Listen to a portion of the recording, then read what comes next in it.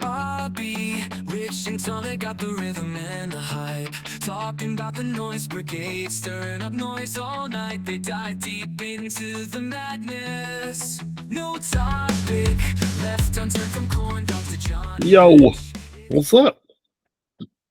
Hip hip cheerio and all that. Um, And I say that because the Phillies just beat the piss out of the Mets in London. yeah, Jolly old England. Damn yeah, it. that was a fun game. One,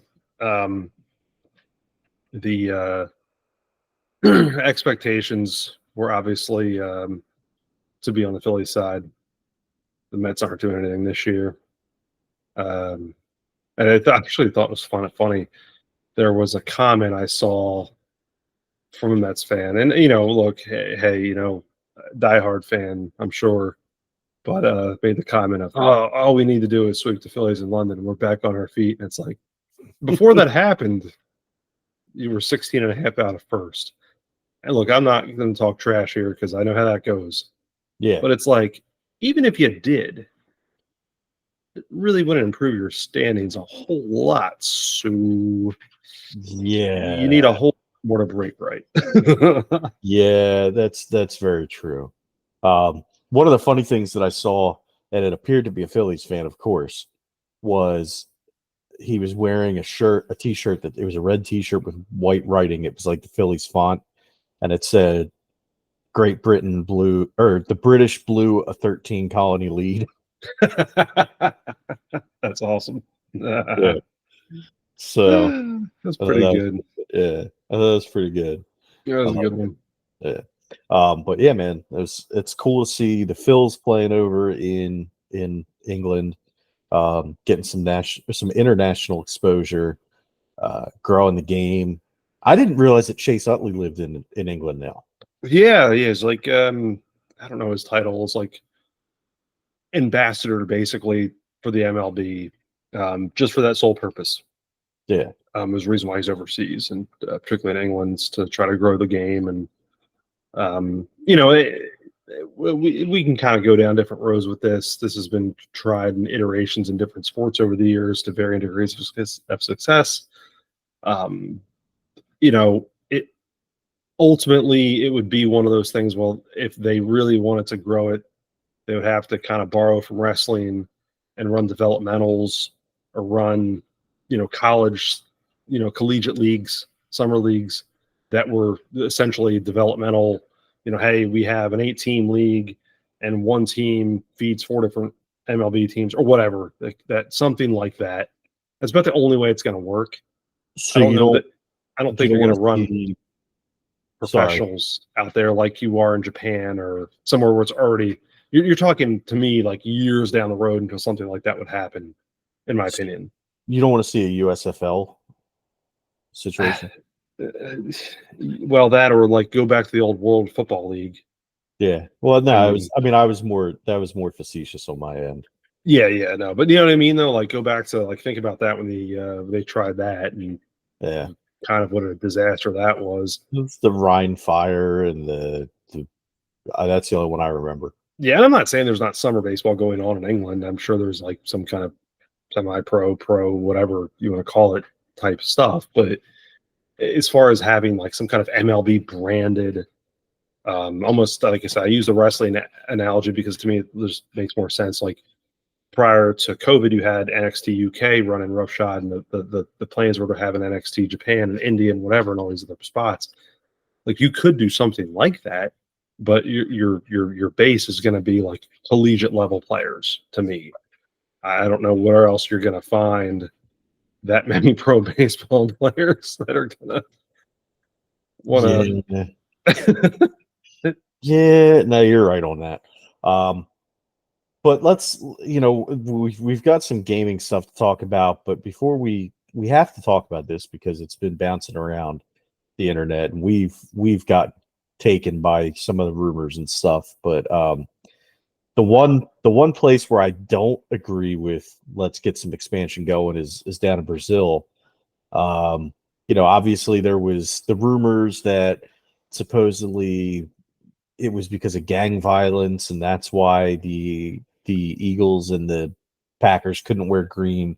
Turns out that they're going to be allowed to wear green, and it's just an unofficial ban because of soccer teams. But man, I don't know. I still just don't like NFL MLB teams losing games on a 162 game schedule to overseas.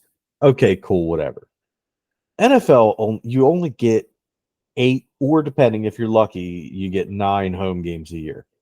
I really don't like that one of them is going to be played in another country. And Yeah, I'm just no, kind of, I agree with you. it's just kind of like, I don't know. I get you want to expand, but I'm pretty sure that the NFL is a global brand at this point. I don't really know that you need to be expanding. Like what are you accomplishing by doing this? I don't get it.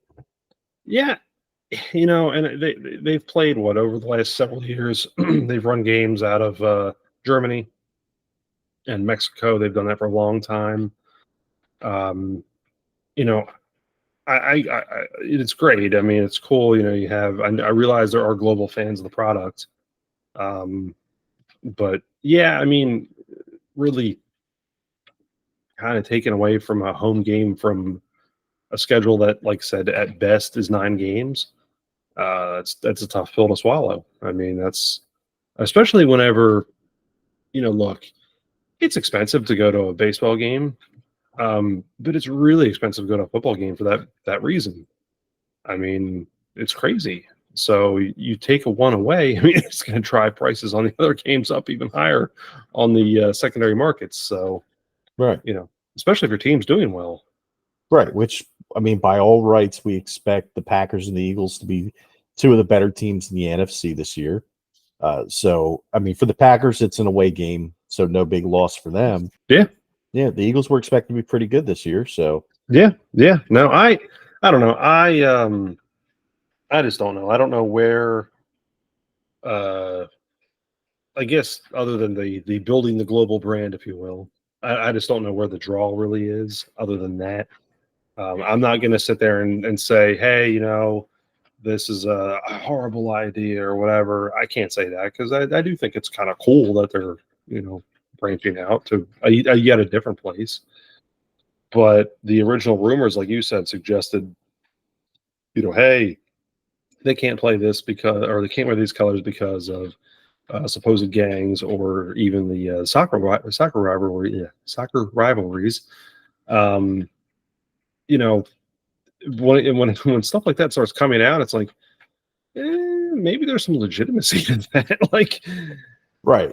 Maybe there's a part of the reason why maybe you shouldn't bother playing there. So I don't know.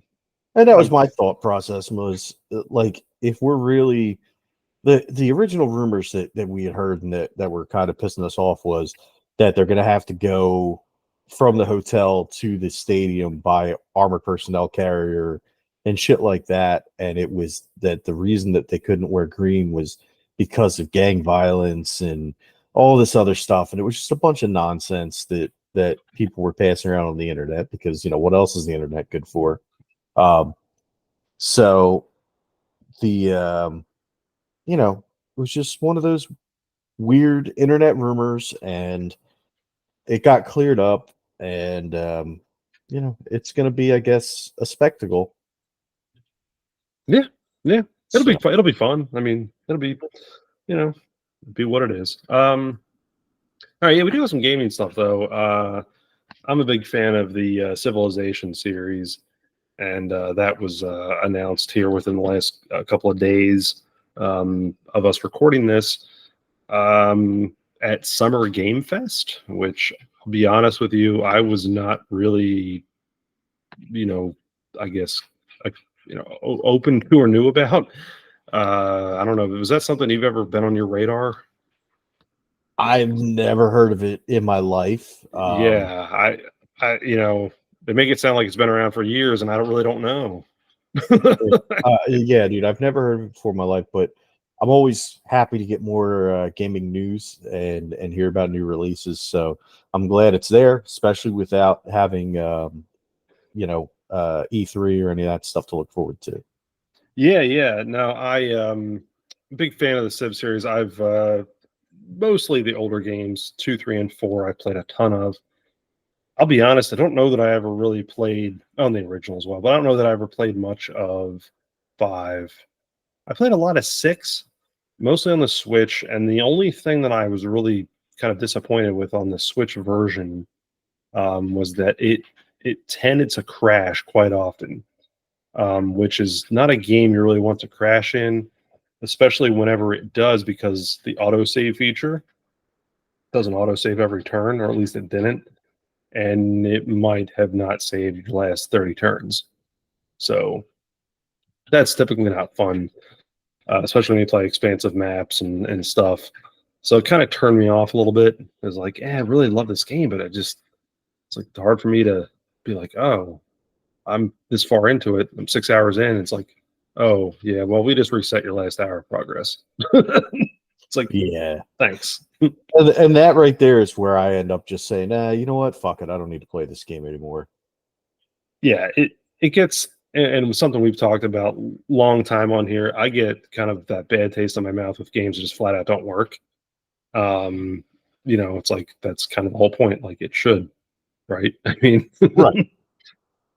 So, but that was the big announcement from the Summer Game Fest. There's a lot of other things on there. They did announce another Lego game and a co-op called Lego Horizon Adventures. I don't know. We've talked a ton about the Lego games, but you dive into those much? No, I'm not a huge fan. I tried with like the Marvel ones because they were on sale really cheap, and I ended up getting them. And I figured, oh, that'll be a good game for me and Peyton to play. And I was bored to tears with it. But that said, I'm always glad to see, especially when they adopt a new type of game to it. Like, and again, I tried to play the Lego, whatever the one with the portal was, where you had all the different characters and you tried to, Dimensions. yeah, because there was a Doctor Who set, so I was automatically sold on that. But I just got to the point where it just wasn't. It's just not for me. Peyton really likes them though, and it's cool to me to see Lego Horizon Adventures. Like that's pretty cool because that gives a game that maybe the kids see mom and dad or older brother or older sister playing, and then they can't play it because it's like more of a mature game than a lot of kids can play. But no, now they can play it too because they have the Lego version. Yeah, exactly. And that's the fun thing about that. They really tames it down. It's not crazy. All those games are fun that I've seen anyway. Not the ones that I've necessarily that I've played a lot of them, but I've played or seen or been exposed to the Lego movie games. Were good times, and just the different ones over the years. They do a lot of good stuff with the movie properties and TV show properties, as you said, Doctor Who. But they do pretty good work with that. And the thing I've always appreciated with them is that they tend to bring in like realistic audio. They do bring in like the movie tracks and stuff like that, which is fun. So it's kind of cool to like watch a game being played or be playing it, and then you have like the real audio coming through from, and but then it's in Lego form. So that's kind of cool. Did you see that there's going to be an Among Us TV show? No, I missed that. Was that on one of these? Was that the Summerfest announcement? Yeah, so Among Us TV show gets sneak peek and star-studded cast. No, I missed that completely. Wow. Yeah, I'm gonna look it up right now and see who this star-studded cast is, but that's because it's not a link. It's just well, let's see. Yeah, no, that's announced. Randall Park, Ashley Johnson, Yvette Nicole Brown, Elijah Wood. Let's see who else. Patton Oswalt, Deborah Wilson. Al. Yeah, Dan Stevens, Liv Hewson, Kimiko Glenn, Hey, Phil Lamar, and Wayne Knight. Yeah, that's really funny, and they're all just colors. They're characters. which is kind of funny because Patton Oswalt just says white. That's hilarious. I'm just glad that they didn't go and make Randall Park yellow. No, the yellow is Deborah Wilson. Yes, so because that would have been awkward. Randall Park got red. Yes, which is good. Well, they did give Phil Lamar brown, so so he got brown. Patton Oswalt got white. That's a great cast, though. That's so good. Yeah. Okay, so it's a cartoon. So it's just obviously a cartoon. Yeah. It's no, they're just gonna be wearing practical FX. I want my live action Among Us show now Right. with that same cast. It's just face paint. And look, every episode can be a little bit different. They just have to wear a different hat, or they can change, like, you know. No, that's cool. That's a cool little announcement. There were some other, somewhat big ones on here though. That it was announced. New Harry Potter game, Quidditch Champions. And I guess they gave a release date for that. Another Batman game coming to VR. Or Arkham Shadow, I should say, is coming to VR. So that's a pretty big announcement. There's just a whole litany of announcements though on this thing. And kind of take it or leave it with certain ones, because there's certain things that I realize are big titles, but I'm not really akin to I'm really not familiar with the Alan Wake series. I don't really know. I never played them, but I know it's super popular. Looked like there's some more DLC announced. I don't know if I've never been a huge fan of those games. That's been one of those ones that I've seen it and I've been like, it looks interesting enough, but it's just not really up my alley. Yeah, that's kind of where my take has always been on that. It's I've always heard them and I've always, seen good things, but just not really my cup of tea. And then some new characters announced for Street Fighter 6, the second season. And looks like they're bringing over a couple fighters from Fatal Fury, but they're also bringing over the old classic M. Bison, which I'm not gonna lie, I've never touched Street Fighter 6, but how in the world does Street Fighter 6 not open with M. Bison? Yeah, that's a question. That's a good question because, look, God, I'm trying to think of the last Street Fighter I played. I think it might have been 3. I might have played 4, but I know I played 3 because I remember playing it in the arcade, and then I had both of them for Dreamcast. Which, God, talk about games you wish you held on to. Those games have skyrocketed for Dreamcast, or they had at one point. Because I guess they were the only home adaptations for it, or if they weren't the only home adaptations, they were the only two that were arcade accurate and arcade perfect for it. But dude, you can't not have M. Bison in a Street Fighter game. Yeah. Look at the Mortal Kombat series. And again, I might be misspeaking here, but it's another series that I loved early on. I played a lot of my hours spent on playing the original MK2, MK3, and dabbled here and there beyond that, really.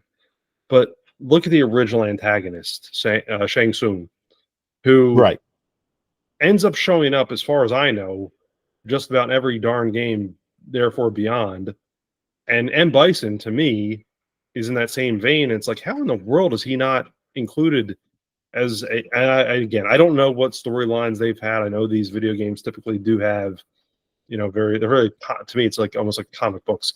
They do have storylines they try to stick to, but it's how is he not a character though in a fighting game?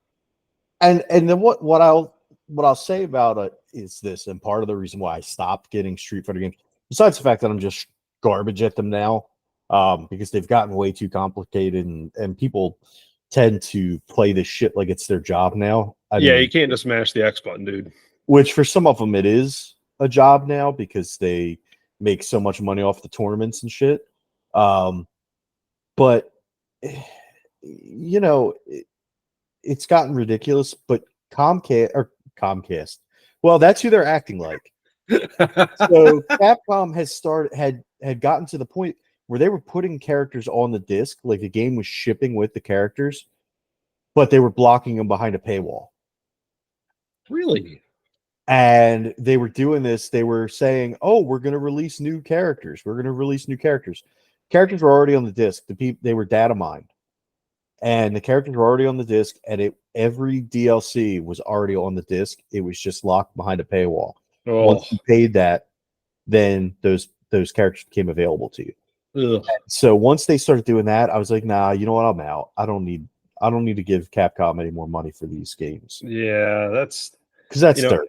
And really, the last time I really dove into playing any type of fighting game for an extended period of time that I enjoyed, and this will tell you, this will date it, was the old Marvel versus Capcom games. Yes. But dude, I mean, we're talking 15 years ago now. So, I mean, yeah. I mean, those were so fun, you know, but yeah, other than that, like, just really hadn't dove into playing them fighting game at all, because for the same reason, not the your reason about the trapping characters behind a paywall, that's just ridiculous, but they've gotten so complicated, you know, and I think it's fun to watch people play them, but that's kind of where I gotten with it. It's like, oh, they like the Mortal Kombat, the I think it was 11. They had all these really cool characters they brought in, like Terminator, RoboCop, and the Ninja. Yeah, dude, they just had this crazy roster. Or no. Sorry, I don't think the Ninja Turtles were in it. They were in Injustice. Injustice, yeah. But they just put this crazy roster, and it's like, it looks really cool, but just not for me. Right. I can't play that. I can't memorize. I don't have the capacity to sit there and memorize a 15 button combination and hope it hits. The other thing too is, like, I probably misspoke when I said the last real fighting game. I played a lot of Smash, but yeah. I also learned like a couple buttons and I'm good. You know what I mean? Right. Like, I don't have to sit there and like memorize. Like, I'm only picked the same couple characters over and over because like it's all I know how to use. But it's so frantic that it really doesn't matter. You have a lot of fun playing it anyway. Exactly. One more thing on that report that you put up that I want to mention is the return of the Skate series. So apparently EA is bringing Skate 4 to consoles. So I've never been a fan of the Skate games, but I'm hoping that maybe that means maybe some more Tony Hawk. Maybe. I was playing, not within the last several months anyway. I downloaded the 1 and 2 Tony Hawk. They had it's the remasters. It was a PS Plus download. Yeah. And I was playing that quite a bit, which is funny because I never really touched the skating games enough. You know, I played them a bit. But I really enjoyed. It was probably the most time I'd spent playing anything that genre years. And I thought it was a lot of fun. Like, to me, that's all I needed. Was that? I didn't need anything else. Well, no, and honestly, that's really all I need. But I always like to see them on the, out there and in the market, because I have such good memories of the Tony Hawk games. Especially, look, the first one, I think I've told this story on here before. I got it like months early from the Sony plant for Christmas one year, because one of my mom's friends worked at the Sony plant and gave me a stack of discs, and that happened to be one of them. Oh, no kidding! It was like that NHL Face Off, whatever year it was, like 98 or 99 or 2000 or whatever. And I forget the other ones, but like they're like Army Men, Sergeant's Heroes. And like I said, a handful of others, but that and hockey I played so damn much, like it was ridiculous. But but Tony Hawk, it was such a fun game, and the soundtrack was awesome. I saw a funny meme the other day, as a matter of fact, involving Tony Hawk. It said, if Taylor Swift is so good, why isn't her music on the Tony Hawk soundtrack? That is awesome. And, I do have to mention this real quick though. We take a gander at how old Tony Hawk is. Tony Hawk's in his 50s, right? He's 56 years old. Jesus, and he's still skating. And he's still skating. It's How 56. ridiculous. Sorry, I saw that and was like, good No, you're Lord. good. You're good. But I mean, look, good for him. Good for him for being able to do that at this age. But I wish I was that athletic at this point. Hey, the first time I saw him, and I think I've said this before on our pod, was Police Academy 4. Oh yeah, Yep. And he was young. I don't know I don't know that he was probably 15, 16, 17 years old. But yeah, he's that was my first exposure to him. He opens up that movie, skateboarding scene, and that movie came out in 87.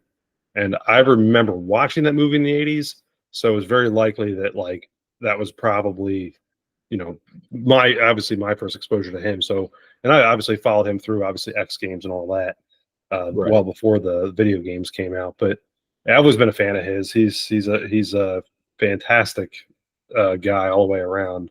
Yeah. So him and his pink helmet and pink pads, because that was the cool thing in the 80s, kids. yeah. But now we're gonna close up with some more video game stuff. But this is like some pretty big stuff especially if you've been kind of following along, paying attention over the years as to the Xbox Sony wars. Yeah, which are apparently over. As it's been announced, well, it's not officially announced, but Halo is coming to PlayStation 5. And it's not going to be like the new episode, or it's not going to be the new ones or anything like that. It's going to be the original Halo Combat Evolved Anniversary, and it's going to be the version that was released with the 2014 compilation Halo: The Master Chief Collection. So that game, Halo Combat Evolved, the game that made the original Xbox worth buying, their killer app, the very first killer app they had, is going to be coming to PlayStation. Yeah, and I just want to real quickly on that one. It just blows my mind. Right? It just does. I don't know where to begin with it. And my whole time thinking it's like you have Xbox, that's Halo. And, I have my titles that are specifically for PlayStation that'll never cross paths. And here we are. Yeah. It's mind-blowing. It's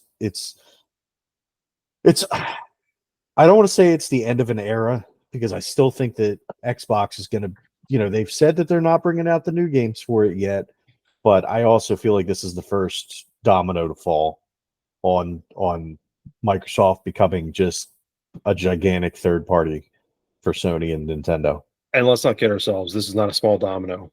That is No. a huge moneymaker for them, and it has been, and it will be. And yeah, so game on with that one going over. Yeah, all we need now is a Gears of War compilation to come out for PlayStation, and that's kind of it. That's the end game. Yeah. The Halo, the big four, as far as I'm concerned, and one of them is not even really a big one.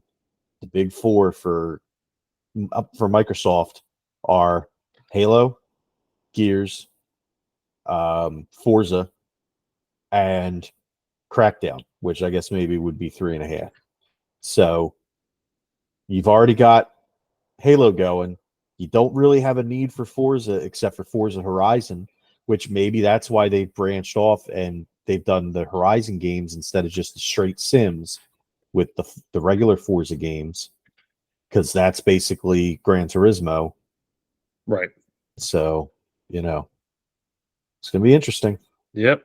Well, you got any closing parting words? Dallas sucks and fuck the Mets.